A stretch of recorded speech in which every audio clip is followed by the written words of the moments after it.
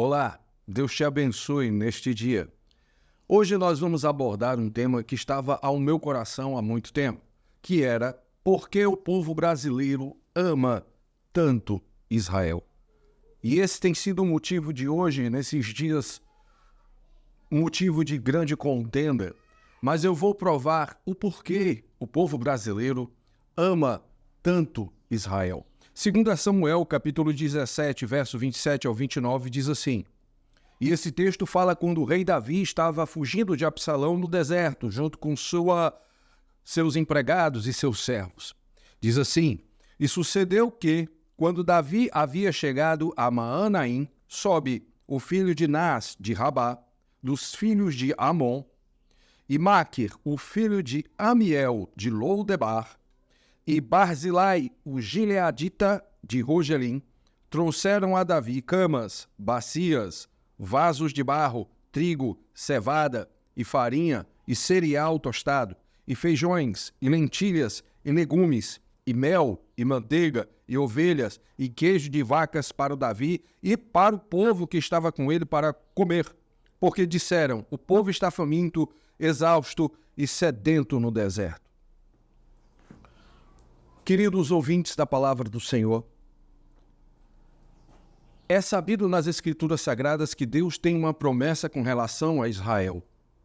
Abençoarei, disse Deus, aqueles que te abençoarem, ó Israel, e amaldiçoarei, disse Deus, aqueles que te amaldiçoarem.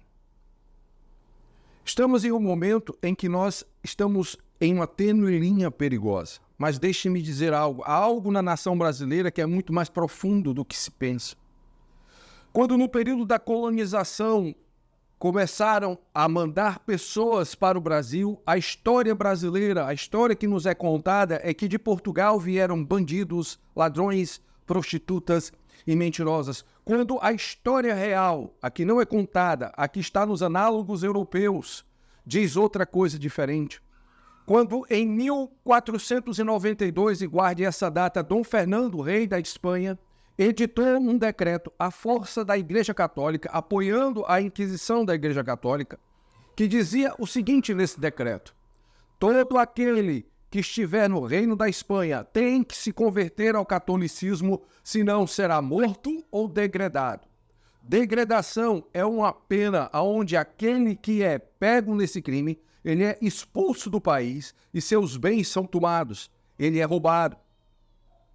Os judeus que estavam na Espanha, que são chamados judeus sefarditas, eles, por não quererem negar a fé deles, porque o judeu não se mistura, o judeu não é politeísta, não adora vários deuses, para o judeu ouve, ó Israel, o Senhor teu Deus é o único Deus.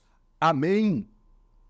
Então os judeus, por não se dobrarem, eles migraram para Portugal, para o reino de Dom Emanuel I, que depois de 5 anos, em 1497, Dom Emanuel, a força da Igreja Católica, que era a instituição mais poderosa de sua época, promulgou 250 artigos de criminalização.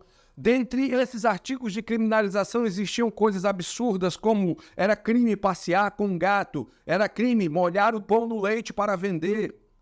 Parece absurdo para você que está ouvindo, mas era justamente. Mas o mais absurdo dos crimes que alguém poderia cometer naquela época, entre os 250, era ser judeu. Ser judeu. Então, Dom Manuel, a força, forçado pela Igreja Católica, promulgou os judeus que estavam migrados da Espanha, os sefarditas que estavam escondidos em Portugal, resolveram tomar uma atitude mais drástica. Eles resolveram financiar a colonização por baixo dos panos através de uma instituição chamada maçonaria. E a maçonaria até hoje se reúne embaixo das cavernas de Ezequias, uma vez ao ano, pesquise. E patrocinando essa colonização para descobrir um lugar aonde os judeus poderiam ir, escapar da Santa Inquisição. Mas tudo tinha que ser feito por baixo dos panos, mas sem nada, absolutamente, sem a mão de Deus. Vasco da Gama pouco tempo atrás, tinha descoberto uma rota para as Índias. A rota para as Índias, para as especiarias índicas, já tinha sido descoberta. Então, com a desculpa, Dom Manuel enviou, preste atenção, Dom Emanuel, que quer dizer Deus conosco, enviou Pedro Álvares Cabral com 13 caravelas para descobrir uma nova rota para as Índias. Entretanto, só foram 12 caravelas com Pedro. E quando Cabral chegou aonde deveria dobrar para as Índias, ele seguiu rumo ao outro lado. Você pode perguntar, mas por que ele seguiu o caminho para o desconhecido? Não era desconhecido. Quando ele se deu à terra brasileira, quando ele chegou ao litoral brasileiro, ele já sabia que existia um litoral lá, porque em 1494, 6 anos antes, Portugal e Espanha comemoraram um tratado chamado Tratado de Tordesilhas, que dividia a terra entre Portugal e Espanha. Não é possível descobrir algo que já foi dividido. Você entende? Mas não se sabia ao certo a dimensão do local. Quando Pedro Álvares Cabral chegou às margens do litoral brasileiro, e veja bem, eu quero que você entenda que tudo tinha que ser feito em código. Tudo tinha que ser feito escondido por causa da Santa Inquisição. A Santa Inquisição tinha espiões em todos os lugares possíveis. Quando ele chegou, foi exatamente no dia 22 de abril de 1500. E não se admirem, dia 22 de abril de 1500 era o primeiro dia do Pessah, da Páscoa judaica.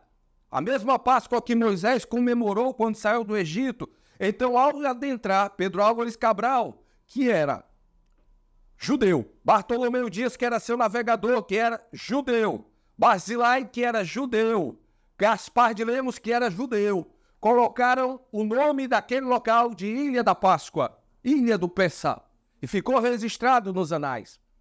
Mais adiante, ao continuar as explorações, eles mudaram para não ficar tão claro, Ilha da Santa Cruz.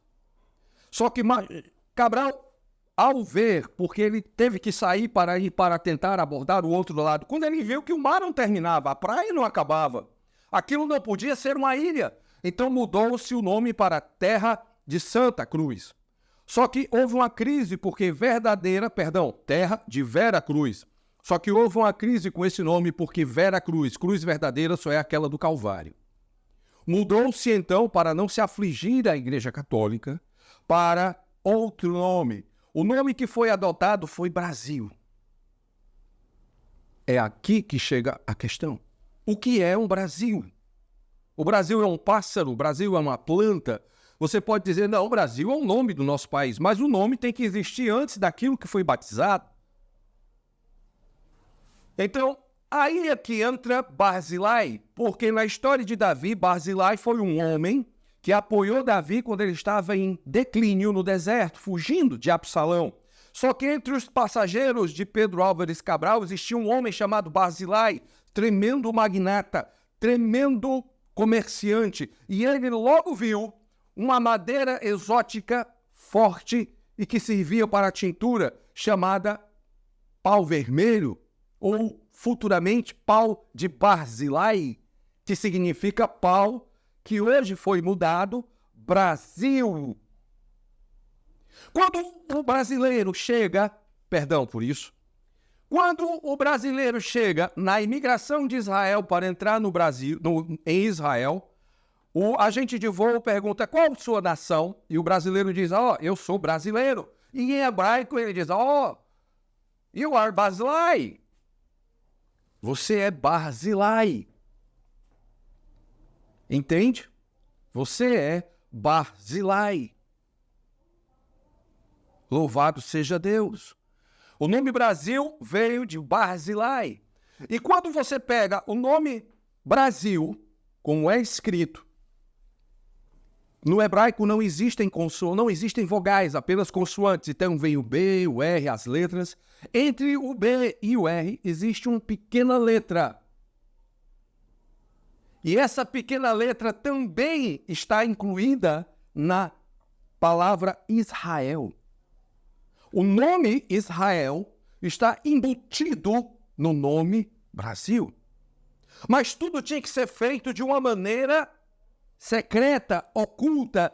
Pedro Vaz de Caminha, quando escreveu a carta ao rei Dom Manuel, que já estava sabendo, porque estava recebendo o financiamento judeu, disse, aqui é uma terra boa, é uma terra que emana leite e mel. Veja, você, Moisés, levará meu povo para uma terra que emana leite e mel. Mas Pedro Vaz disse, aqui é uma terra que, plantando, tudo se dá. Vê a semelhança? E se você pega, veja bem, em todo lugar do mundo, Brasil é escrito com Z, mas aqui ele é escrito com S. E se você pega o nome Brasil e corta o B com uma régua no meio da letra B e colocar as letras na ordem correta, você vai ver que Brasil é a palavra Israel em anacrono. Mas tudo tinha que ser feito de uma maneira silenciosa e oculta. Então os judeus começaram a entrar no Brasil, colonizando, povoando, principalmente pelo Nordeste, principalmente pela região de Salvador, pelo Ceará, pelo Norte. Você vê o chapéu do cangaceiro é o exemplo mais forte que dizem, existe até um cantador que fala da influência judaica no Brasil, porque tem as estrelas de Davi e tem os terlins, que são os exemplos judaicos dos cabelos dos judeus ortodoxos.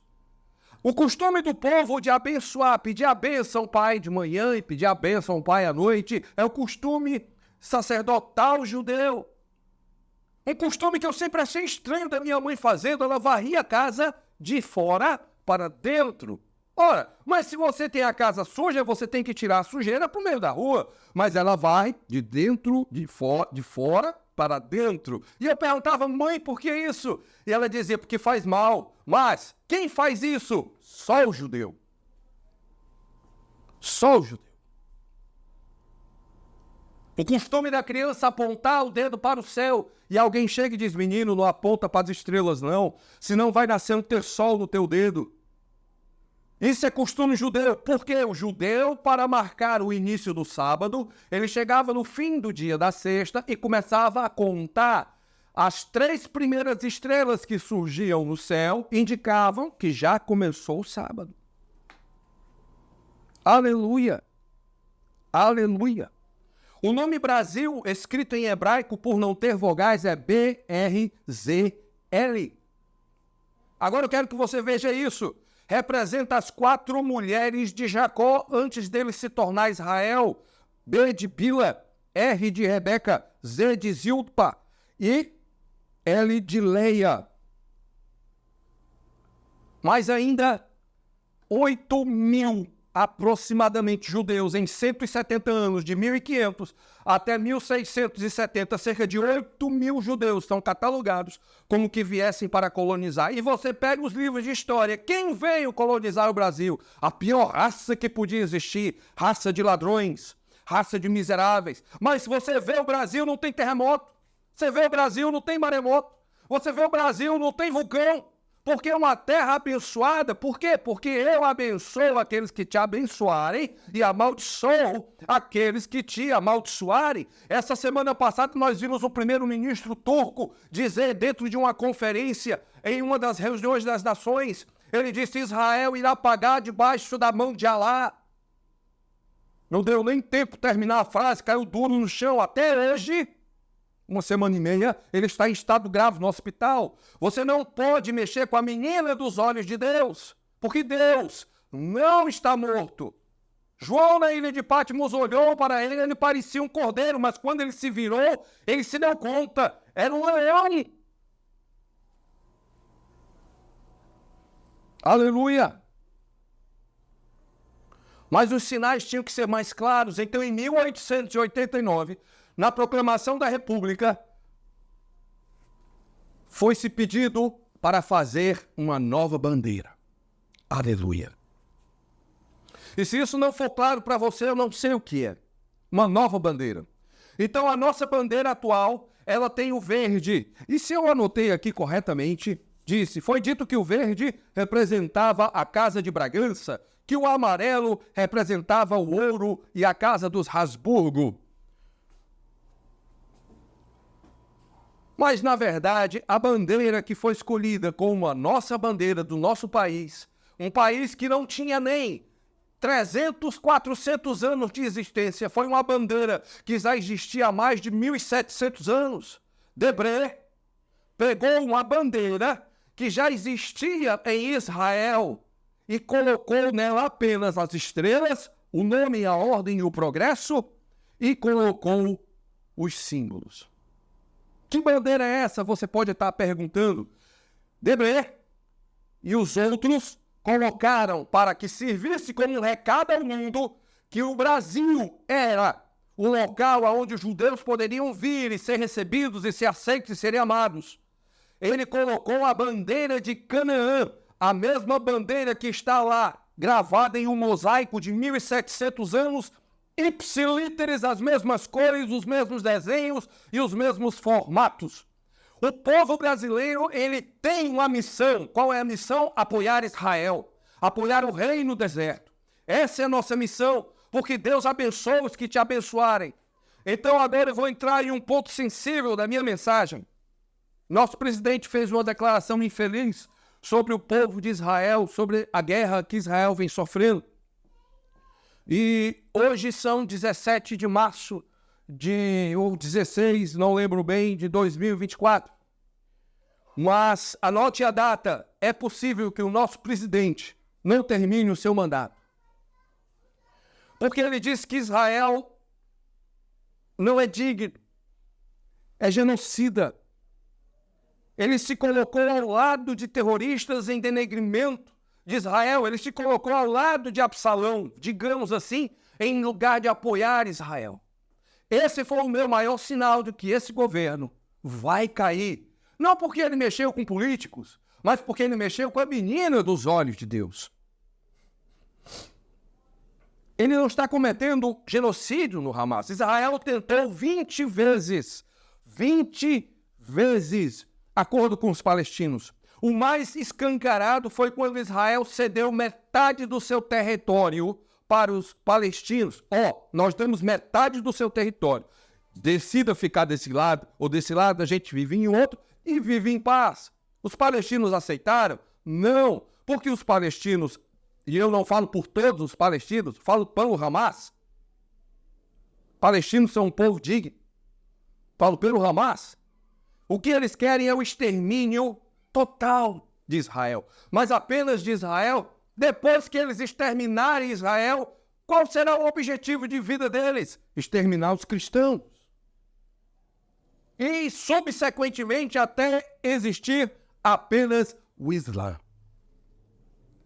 Mas esse é o governo que o presidente atual aceita, acha digno. Deixe-me ler para vocês o artigo 13º do Estatuto do Hamas. Veja o que o Estatuto do Hamas fala sobre as conferências de paz. Artigo 13. Tais conferências não passam de um meio para dar poder aos hereges para se instituírem como árbitros sobre as terras muçulmanas. E quando foi que infiéis hereges tiveram posições equilibradas para com os fiéis observantes do Islã? Os judeus nunca ficarão contentes, tampouco os cristãos,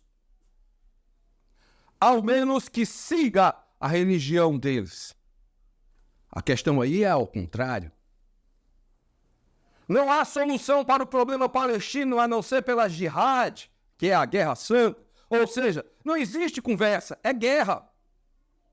Iniciativas de paz propostas de conferências internacionais são perda de tempo e uma farsa. Bem, deixe-me lhe dizer algo que não é rumor. Esse governo irá cair por baixo da mão do Senhor.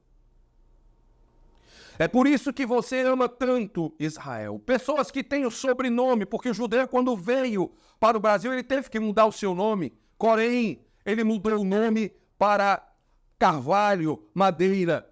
O presidente do Apvida, que é um dos 10 brasileiros mais ricos do Brasil ou da América Latina, não me engano, ele pagou um exame genético para todo o Brasil, pelas correntes genéticas, e ele descobriu que 93,3% do povo nordestino, do Nordeste brasileiro total, é descendente direto dos judeus.